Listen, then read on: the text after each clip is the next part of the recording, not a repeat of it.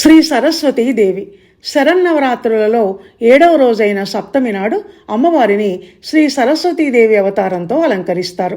విద్య, జ్ఞానం, అభ్యాసం, వాక్కు, కళ, సంగీతం ఆదిగా గల వాణి దేవత ఈమె.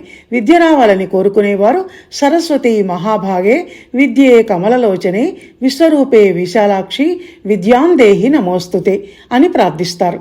వాణి, వాగ్దేవి, శారద ఈమె ఇతర నామాలు.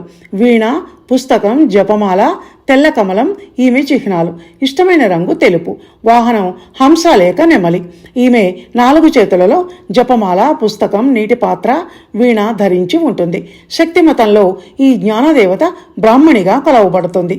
పిల్లలకు అక్షరాభ్యాసం చేసేటప్పుడు వాళ్లతో సరస్వతీ నమస్తుభ్యం వరదే కామరూపిణి విద్యారంభం కరిష్యామి సిద్ధిర్భవతు మే సదా అని అనిపిస్తారు. ధన్యవాదాలు.